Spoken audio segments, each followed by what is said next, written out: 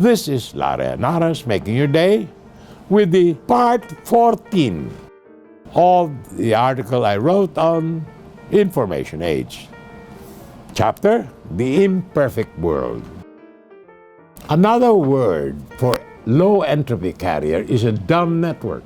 The dumber the network, the more intelligence and more work it can carry. This can be accomplished by the learning or experience. This accelerated learning experience on the internet has boiled down all the intricacies of electronic network to just one simple internet protocol with IP packets running through a low entropy of voluminous and high entropy traffic, soaring 1,000-fold every 3 years, 1,000,000-fold every decade, along with wideband boulevards of photonic glass. A light of infinite dimensions is concentrated in a single point of light, racing across a computer screen, resonating with the creative work of the world. The light is a symbol of the substance of a new world economy, a creative interplay of limit and infinite, of flesh and the divine. It is the brightest star in all the heavens. In the information age, what does the future bode for the human race?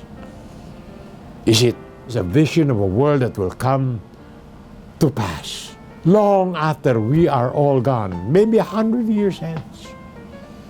Like all economists, I was reading on two authors in their writings, The Wealth of Nations by Adam Smith, written in 1776, the same year Thomas Jefferson wrote the American Declaration of Independence, and Das Kapital and Theories of Surplus Value by Karl Marx, written in early 1860s about the end of the American Civil War and the assassination of Abraham Lincoln.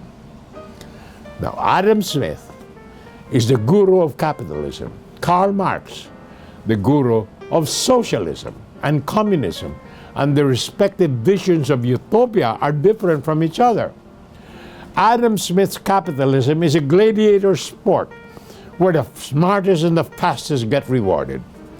Karl Marx's communism envisions a classless society where each shall contribute according to his talents and receive according to his needs.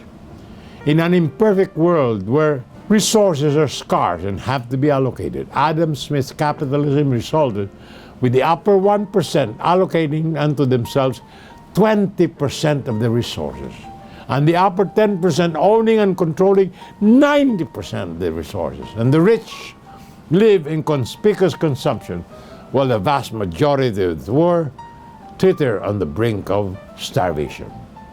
In an imperfect world where resources are scarce and have to be allocated, Karl Marx communism never achieved its goal, bogged down by a large, oppressive, totalitarian bureaucracy under the dictatorship of the proletariat. More about this after these messages. This is Henares making your day with part 14 of an article I wrote in the Information Age. Chapter, The Imperfect World. And yet, miraculously, in an imperfect world where resources are scarce and have to be allocated, in Christian religious groups like the Benedictines, the Augustinians, and the Jesuits, with the stark exception of the members of the Opus Dei, who live like the pirates and parasites of Wall Street, in great numbers over the centuries, achieved a socialist utopia, a classless society where everyone was equal and each contributed according to his talents and received according to his needs, with vows of poverty and chastity, serving the people and their God.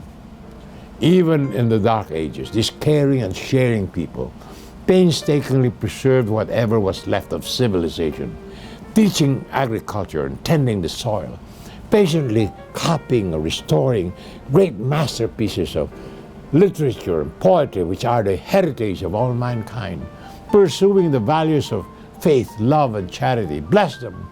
Their society is based on free will and volunteerism. Unlike the communists, they did not say, "What is yours is mine." They said, "What is mine is yours. Adam Smith capitalism is people with avid competitors tearing and clawing at each other, and with enormous waste of resources due to creative destruction of all inefficient competitors. Here, the prime motivation for progress is self-interest and greed. These are the principles that capitalism lives by. The survival of the fittest. The devil takes the hindmost. Might makes right. The strongest and the greediest makes it to the top of the heap.